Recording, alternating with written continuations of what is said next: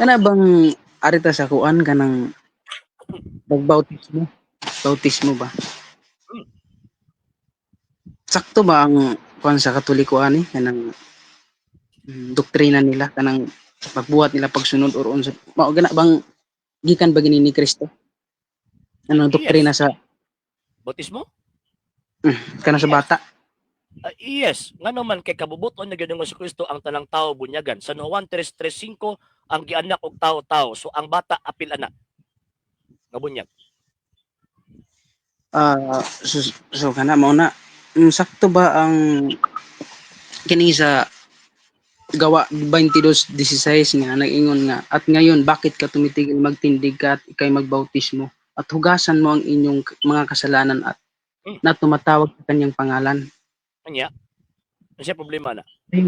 Dayon kini sa Tito 3:5 sa pamamagitan ng paghuhugas na muling kapanganakan at ng pagbabago sa Espiritu Santo.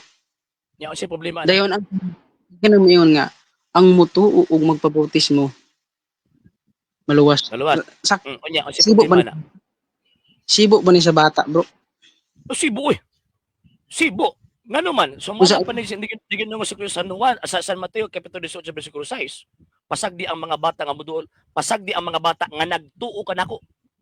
Unya ang ilang pagtuo ang Dios pagkat nagtudlo San Mateo kapitulo 21 bersikulo 16. So ang ilang pagtuo, ang ilang pagsimba sa Ginoong Dios hingpit. Salmo kapitulo 8 bersikulo 1 hangtod 2. Oh. So kung mingon kag batudluan ang bata, nabay pagtuong bata, pasas bunyag. Nasa lay pagtuo, di pa lang sila ka-express kay bata pa man.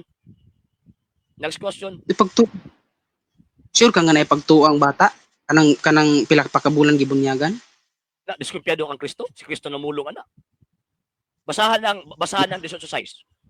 Kanang Lahi San mo Mateo, ko ng kanang bata. sa Biblia. Ano, basahan ng 18:6. Ikaw basa. Basahan ng San Mateo 18:6. Ako sa ikaw na kay Ikaw wala basa. ko'y O kanang 21:16. Ikaw basa. Kay kung tawag anang imong ipamugos nga ang bata o ipagtuo, ipabasa ko na nimo kung nabay kung wa may pagtuo ang bata kung sumala sa Biblia. Kaya ako nano kayo mabasa. asar basa? San Mateo 18:6.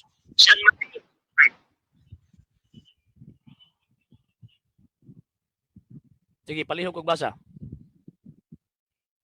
Okay, basa palihog ko atong 18:6. 18:6? Yeah. 18:6. Abi na hog 16. 6. Sa ba to kung Tagalog Bible diri? Palihog ko sa text. Daghan viewers pag naa kay kaatbang wala gi sir. Sige. Ayan. Nawal. Pakibasa ko sa kuan, pakibasa ko sa 18:6.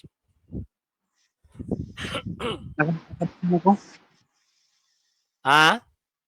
Nakabasa ko kay mawala man ako ang kuan good kamera kung akong kuan kay usar mo ni ka cellphone ako gamit. Wala ko ka-open sa laptop. Sige ako na basa kay mawala man kaha. Sige. Sir Gilmore, may gabi sir. Okay, 18:6.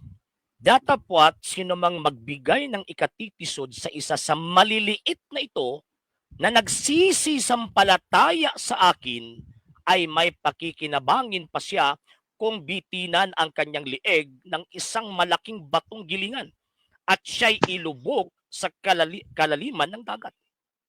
So, sa may gusto ni Kristo, naipagtuo ang bata o wala? About ba sa bata? Maliliit na gari, no?